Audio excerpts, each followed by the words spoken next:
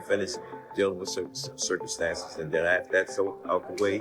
We gotta keep everything behind and just look forward to the future. And that, as you said, and listen to JoJo's story. You know, everybody go through something, but that's what's going to make them who they're going to be in the future and whatnot. He could go any coach in the world that he wanted to go to. So first of all, Tank, this is the Tank era. When did this era start? Probably like a little over a year ago, or a little under a year. Stop everything, because something just shifted in boxing, and if you've been wondering why Gervonta "Tank" Davis suddenly made one of the biggest moves of his career, right in front of our face, you know, and everybody's feeling it, you know, so I want to see what... 9, 8, 7, power, 6, 5, power, 4, power, 3, 2, 1 more. You're definitely not the only one. Fans woke up expecting another training camp update, but instead the conversation exploded around one question. Why would a fighter who built his legacy alongside Calvin Ford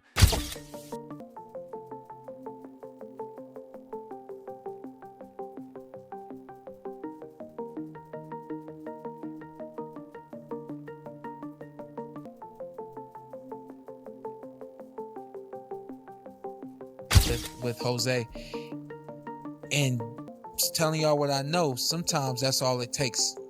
Whatever's gonna get this light flip up, turned on, and keep it on, sometimes it's comfort. I just need somebody that I feel comfortable with, that I can be myself with, and that, you know, when I'm ready to move, they move it.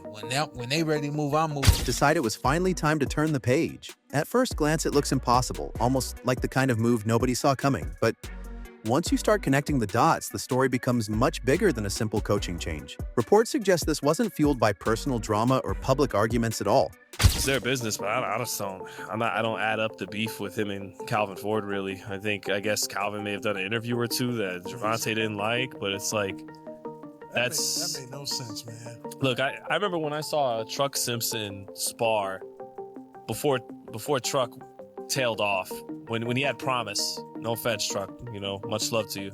But when Truck was 18, 19 years old, and it was like, oh, this kid, he has talent. He has real upside. He threw his punches in the same way Gervonta Davis did. He had a lot of the same kind of rhythm that Gervonta did, and that's what made me go, Calvin is a good trainer. Even though Calvin didn't move the needle for Jahan Ingram over the weekend. Jahan Ingram lost to Devin Cushing. It didn't look like Calvin had a big impact on him winning. He wound up losing to Devin Cushing. Devin Cushing, bigger guy anyways. But when I saw Truck do that, I go, okay, so Calvin has an imprint. Instead, many insiders believe this is about evolution, legacy, and chasing the biggest moments still left in Tank's career. And that's where everything starts getting interesting.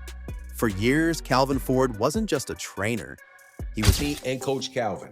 And I think it's an important thing to say, because it's not all on Coach Calvin, and it's not all on Coach Kenny, and it's not all on Gervonta Davis.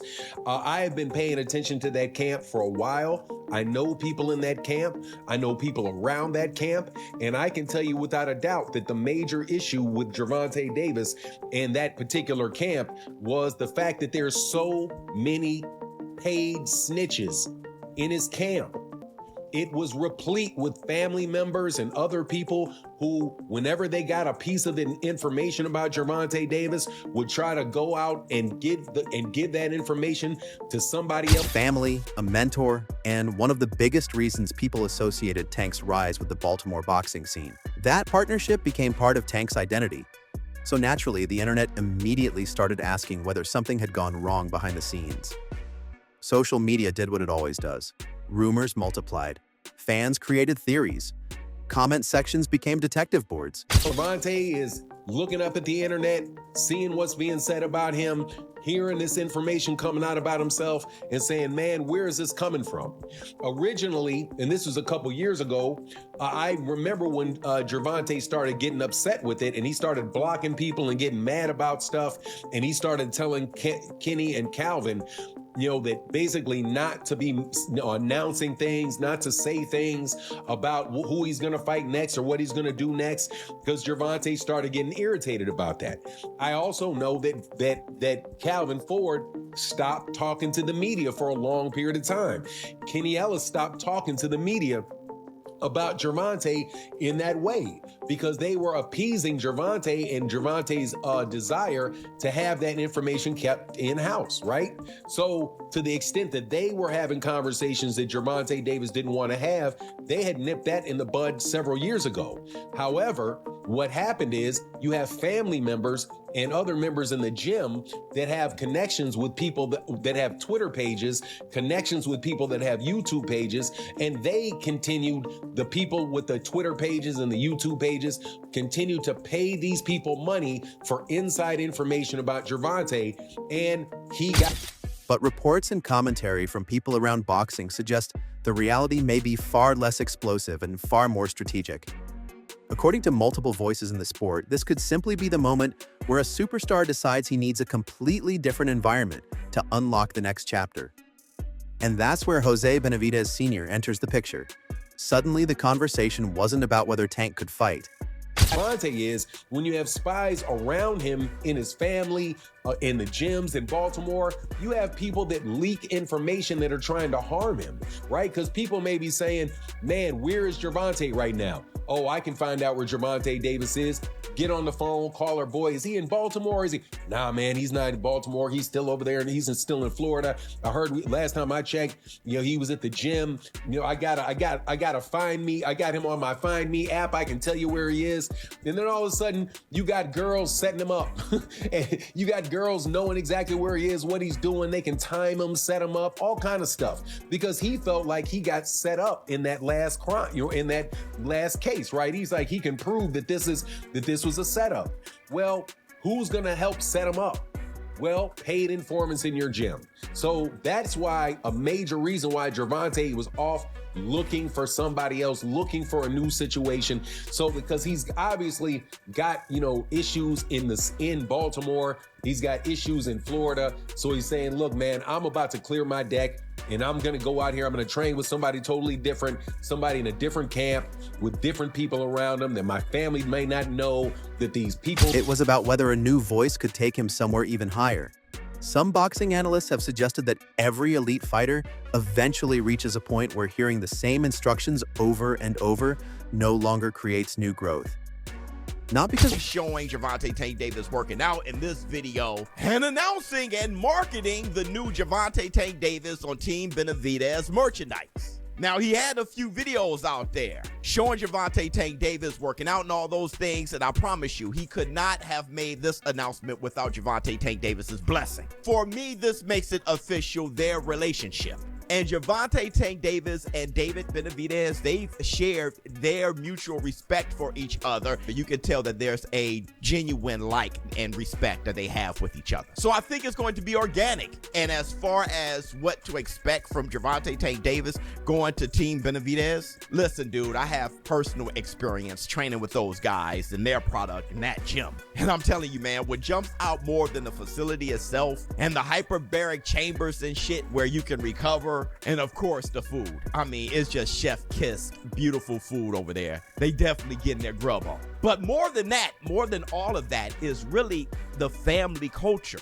Once you become a part of that team... The old trainer failed, but because fresh perspectives sometimes reveal opportunities that weren't visible before. That's a fascinating idea because it changes the entire conversation. Instead of asking what Tank is leaving behind, fans started asking what he might be running toward. Then another layer appeared.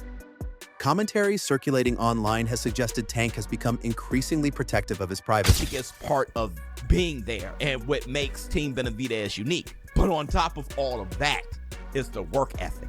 I'm over there throwing my hands and shit. I mean, I got exhausted quick. And I'm saying, listen, I'm nowhere near fighter shape.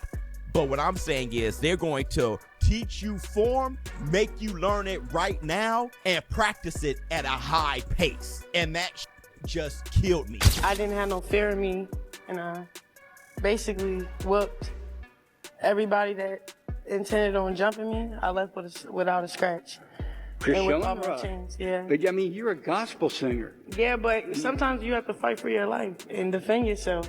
So I wasn't going to lose my life, so I had to get to my car. Yeah. That's a tough beginning to a story. No, that really is. I couldn't believe because I didn't know her. You know what I'm saying? My wife watched her diligently. And I happened to peep at her show, and then she got hard. But when she actually came in this gym, I felt the presence. I mean, champions have trained in this ring, and this is where you're training now, and you're going to be fighting at Harris? Yeah. I mean, from being jumped in Compton to now signing. With discussions about concerns over information leaking from people around him, these remain claims and speculation rather than established fact. But they fueled even more debate among fans who wondered whether building a tighter circle became just as important as building a stronger jab. Suddenly, the coaching change wasn't just about boxing. Bull fight me and I spank his ass, then what he gonna say? And let's see whose performance is more dominant. Since at this point, clearly motherfuckers ain't trying to willingly just fight me. I gotta beat somebody ass and shoot them, you know what I'm saying? Show you that I beat his ass better than you. But if we can do that, that's cool. So you go to 40 to fight Pitbull Cruz at 40? I'm a fighter. I'll fight him. Would I fight him at 40? Yeah, I'll fight him at 40. You know, would I campaign at 40? No, I wouldn't. But for him, him, personally, yeah, it's different. Fuck yeah. I campaign at 40 just for that. I see him at 40 specifically for that, and then I go right back down to 35. You know, me asking certain fighters about that comment that, you know, Tank said, I think I asked Matias. Matias said, you know, most likely Tank seen something in that performance, so that's why he said he would want to come back to fight Pitbull Cruz. What do you think that is, if that is the case? I mean, he probably seen how easy it is to be able to outbox Pitbull. He's slow in his feet. He's a good man. It became about trust, comfort, and controlling the environment around one of the biggest stars in the sport. Then another discussion entered the picture. Some commentators speculated that Tank may have wanted a camp fully centered on his own championship ambitions at this stage of his career. Others pointed to the reality that successful trainers often divide time among several athletes and projects. I mean, I'm just happy Tank coming back. Tank's exciting. All the guys are excited about Tank. There's always a big question mark when Tank get in the ring. Somebody about to get knocked the fuck out. I mean, I just hope it's a good guy. Somebody, you know, we respect. I mean, he's been off for a while. How long has it been? Year and a half? 2 years? It's been a year. Year? Yeah, he's only fought once in I think like 2 years. He fought a lot, right? Yeah. So, and I might for Pitbull after that. Yeah. All right, yeah. So, you know, I say, I don't know. I'm trying to think of a real good one. It should be one of them, though. It should be one of them or somebody. I'm not really hyped about Pitbull if it is Pitbull. You know what I mean? And online conversations questioned whether Tank simply wanted every ounce of attention focused on his next move. Again, these remain opinions and speculation, but together they created a storyline that kept growing with every interview and every podcast. Then came another. Former champions and respected voices in boxing didn't react with panic. Instead, many acknowledged that Tank's talent has never really been the question. They argued the biggest challenge has always been maintaining focus and momentum between fights. We're gonna do all that we can do to make these big bad fights happen. And I think that that's what Devin has shown. You know, on the list, Tank Davis, he sets at probably the number one. I mean, we've been had back and forth. I think that when you talk about him fighting a Jake Paul, if that was realistic, there's no realistic weight that Jake Paul could have ever come down to Devin's walk-around weight. So I consider this as real. Me and Al have had discussions. That's made it even more real. Never has anyone said anything about any dehydration, rehydration, or anything for that matter. So I think that it should be, and what it should be, is a fair fight. You know, and that weight is to be determined. But it won't be anything under 144 pounds for nobody in the world. Yo, Bill. Yes, sir. What's going on, my man? Hey, King. That's Dre. It's Berto. I know. That's a completely different conversation, because if focus is the key, then maybe changing the environment isn't an admission of weakness at all. It could be the biggest statement of ambition he's made in years. Think about that for a second. What if this isn't about replacing Calvin Ford? What if it's about reinventing Gervonta Davis before the defining stretch of his career? That possibility instantly changes how fans view everything. Then the future opponents entered the discussion, and that's what Tank Davis. Tank never seemed particularly interested in making it happen. But since then, Shakur has ascended and now would seem to offer Tank a bigger reward for the risk than used to be the case. Shakur Tank. Is that still the biggest of all the possibilities in and around this weight class? Or has it been supplanted by Shakur and Devin? Great point. You're right that Shakur has really elevated himself to a point that Tank would probably consider it, especially after the way Tank struggled against Roach. But I still think the biggest fight in this neighborhood is unquestionably the rematch between Ryan Garcia and Devin Haney. We can't forget that. the temperatures skyrocketed. Devin Haney's name surfaced again. Shakur Stevenson's name returned to headlines. Suddenly, everyone started imagining what a fully motivated Tank could look like against the very opponents fans have been demanding for years. Every interview seemed to create another theory. Every social media post generated another headline. Every training clip became another clue that viewers tried to decode frame by frame. Was this the beginning of a championship reset? Was this the final preparation before the biggest fights available? Nobody could say for certain, but the speculation only kept building. Meanwhile, Jose Benavidez Sr. found himself under an even brighter spotlight. Supporters argued that his experience could introduce fresh tactical ideas and new discipline into Tank's preparation. Others believed chemistry would matter more than technical adjustments.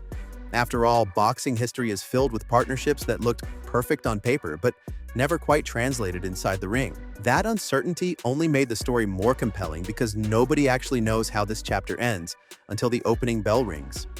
And that's what makes this move feel so significant. Tank get to pick his opponent, he would do it. But Tank would never come from 35 to 54. Y'all got into it on social media around that time. Y'all was doing the back and forth shit. Is that just you being competitive, like when that happens? Or is it like... I just really don't like that dude. Why though? Cause I just don't like him. Like I really don't like him. I don't like. It's not your cup of tea. That's just not your. I don't like nothing about him. You know, I don't like nothing about him. I just felt like, you know, he just one of these little arrogant little dudes that's, you know, using what he got to shield him. You know, like he got a lot of security guards around him, and he know, you know what I mean, he's in the limelight and stuff like that, but in certain situations. It's not just about changing coaches, it's about changing expectations. Fans aren't simply waiting for Tank's next fight anymore. They're waiting to see whether this decision transforms his entire legacy. Imagine if he returns sharper than ever. Suddenly everyone calls the coaching switch brilliant, but imagine if the performances don't improve. The same voices celebrating the move today would immediately question whether leaving a familiar system was the wrong decision. That's how quickly narratives change in boxing. One victory rewrites history. One difficult night rewrites it again. The pressure couldn't be higher because every punch from this point forward will be compared to everything that came before. Even people who aren't Tank supporters are watching because this isn't just another camp update anymore. It's become one of the biggest storylines in the sport. Fans are analyzing body language, training footage, interviews, and every public appearance looking for signs that this new partnership is already changing something. Some believe confidence is the biggest difference. Others believe the tactical changes will only become visible under championship pressure. Either way, the anticipation continues to be on Tank, realistically. Man, I ain't gonna lie, I'm gonna keep it 100 with you. I don't really like talking about him. Yeah. Cause like, the way that he move is goofy to me. Like, it's some weird shit. So like, I really don't like speaking on him, but like, if same thing that fighting perspective. Same thing that I said with Tio. If anybody got issues with me or feel some type of way about me, you could come see me on fight night and resolve every issue that you got. Yeah. I stand by that with anybody. And Sean Porter also predicted the outcome of the Gervonta versus Shakur fight. I think it's gonna go in there and just knock out Shakur. It's gonna That's not gonna happen. But it didn't take. It's have taken this fight. For I people, knew he couldn't for knock people to him. realize. Yeah. Right. No, I knew that too. But yeah, Shakur is a defensive specialist. And I've been It's saying like- this for a long time. If you pay attention to how Tank would react whenever Shakur's name came up, I was like, yo, it's something that Tank knows that most people don't know or understand. There's something that he sees in Shakur. It could be the fact that Shakur was a 2016 silver medalist. You know, Might got a lot to do with it. He's that, you know, the silver child of the country, and you know, there's no telling. But this is what I've always known. It ain't just a big straight left or a big left right hook coming from Tank that's gonna end that night. That night is gonna be the most strategical you've seen both these guys ever be in a fight. I don't know if we're gonna ever get it. I think we will. You think we will, huh? For sure. Who else is there for if Tank trying to prove he's still the man? Who else you gonna fight? I tried to get a message to Tank for him to like make sure he understood. Like when you get past this legal situation, he's feel me on this. Tell me if y'all feel me on this. He's gonna be just like Mike Tyson was when Mike came out of jail.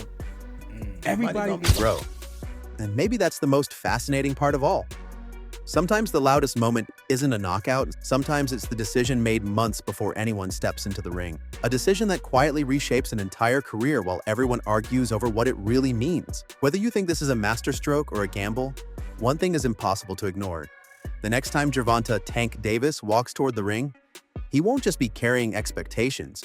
He'll be carrying every opinion, every prediction, every rumor, and every debate that has surrounded this coaching change. If he wins in spectacular fashion, many people will point to this moment as the beginning of a new era. If he struggles, critics will inevitably revisit every conversation happening today. That's why this story feels bigger than one fighter and one trainer. It's about legacy, timing, and the constant pressure to evolve when the entire boxing world is watching. So maybe the biggest surprise isn't that Tank changed camps. Maybe the biggest surprise is how one decision has completely changed the conversation around the future of boxing's biggest potential matchups. And now the question isn't whether the headlines will continue, they absolutely will.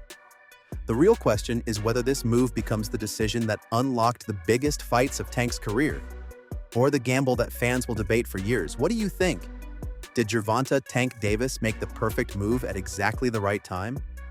Or has boxing's biggest coaching switch created even more questions than answers?